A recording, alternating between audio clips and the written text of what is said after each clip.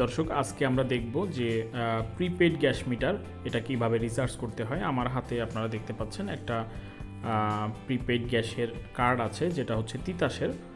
তো এরকম তিতাস আছে, কর্ণফুলী আছে, বা আরও অনেক গ্যাস ফিল্ড আছে যাদের কার্ডের চেহারা বা লুক এক এক রকম হলেও রিচার্জের প্রসেসটা কিন্তু সবগুলোর একই। সো প্রথমেই যেটা করতে হবে যে এই কার্ডটাকে আপনাকে রিফিল করতে হবে, এবং রিফিল করার জন্য যে এজেন্ট আছে আপনার কাছাকাছি বাসার, যেমন হচ্ছে আমরা বিকাশের বা নগদের বা এরকম মোবাইল ফাইন্যান্সিয়াল সার্ভিসের যে লেনদেনগুলো যেই দোকানগুলোতে হয়, ওনারাই বেসিক্যালি হচ্ছে এজেন্টশিপ নেয়। এবং আমি এদের এখানে যে ছবিটা থাকে, ব্যানারটা থাকে, আমি ডিসক্রিপশন বক্সে দিয়ে দিব, আপনারা দেখে নিতে পারবেন। এরকম একটা দোকানে গিয়ে আপনি কার্ডটা দিলে কত টাকা আপনি রিচার্জ করতে চান ওনাদেরকে বললে ওনারা রিচার্জ করে দিবে। ওই অ্যামাউন্টের সাথে সাধারণত ওনারা 10 টাকা প্রতি রিচার্জের সময় একটা কমিশন নিয়ে থাকে। সো কার্ডটা যখন দোকান থেকে রিফিল করা হয়ে যাবে, এরপরে আমরা চলে আসবো আমাদের বাসায় এই প্রিপেড মিটারের কাছে।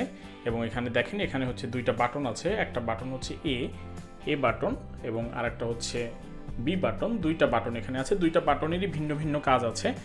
সাধারণত এ বাটনটা রিচার্জের জন্য ব্যবহার হয়ে থাকে, আর এই যে জায়গাটা দেখছেন এইটা হচ্ছে কার্ড ধরার জায়গা। সো দুইটা বাটন, একটা কার্ড ধরার জায়গা।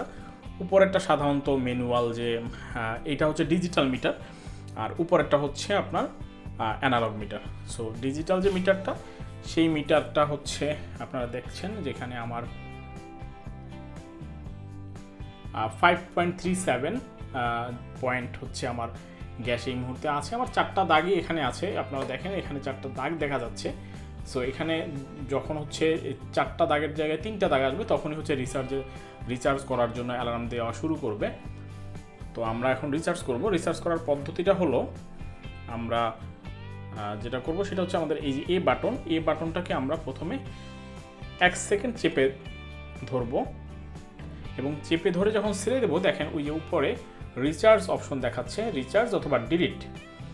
সো এটাকে যেটা করতে হবে, জাস্ট প্রথমে 1 সেকেন্ড চেপে ধরতে হবে। চেপে ধরে ছেড়ে দেওয়ার পরে যখনই রিচার্জ লেখাটা দেবি, সাথে সাথে আরেকবার চাপ দিতে হবে।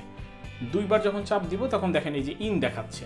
সো ইন দেখাচ্ছে এবং কার্ড লেখা দেখাচ্ছে। যখন কার্ড লেখা দেখাবে, তখন এই জায়গাটাতে কার্ডটা ধরতে হবে, এবং কার্ডটা ধরলে রিচার্জ হয়ে যাবে। আমি যেহেতু কার্ড ধরিনি, সেই জন্য এটা চলে গেছে।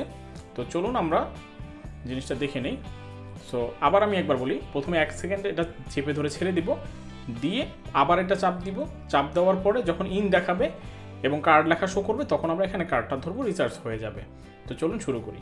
আমরা 1 সেকেন্ড চেপে ধরে রাখলাম, এবার ছেড়ে দিলাম, এবার আবার চাপ দিলাম, ইন লেখা আসছে। যখনই কার্ড লেখা আসবে, তখন আমরা এই জায়গাটাতে কার্ডটা চেপে ধরে রাখবো, এবং যতক্ষণ পর্যন্ত এখানে এন্ড শো না করে, আমরা ততক্ষণ কার্ডটা চেপে ধরে রাখবো।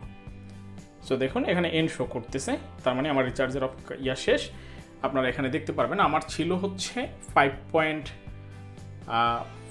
সামথিং ছিল, যেটা এখন হচ্ছে 39.91 চলে এসেছে। আমি 500 টাকা রিচার্জ করেছিলাম, তো আমার হচ্ছে প্রায় 33 ইউনিটের মতো আমি পেয়েছি 500 টাকাতে। সাধারণত প্রতিদিনের রান্নায় 1.5 ইউনিটের মতো খরচ হয়। সো 500 টাকা রিচার্জ করলে মোটামুটি 1.5 মাসের মতো খুব ইজিলি চলে যায়। সো এটা গেল হচ্ছে আমাদের এইটা মানে এ বাটনের কাজ। বি বাটনে আমাদের একটা কাজ আছে, এমার্জেন্সি ব্যালেন্স নেওয়ার জন্য। এই ভিডিওটা যেহেতু দেরি হয়ে যাচ্ছে, লম্বা হয়ে যাচ্ছে, এই ভিডিওতে আর এটা দেখাচ্ছি না। আমাদের পরবর্তী ভিডিওটাতে দেখাবো যে বি বাটনের কী কাজ আছে, অর্থাৎ কখনো যদি আপনার এমার্জেন্সি ব্যালেন্সের দরকার হয়, তখন কীভাবে সেটা নিতে পারবেন। সো সেটা দেখতে হলে ডিসক্রিপশন বক্সে আমরা পরের ভিডিওটার কমেন্ট লিঙ্কটা দিয়ে দিব, আপনারা ওখান থেকে দেখে নিতে পারবেন। ধন্যবাদ।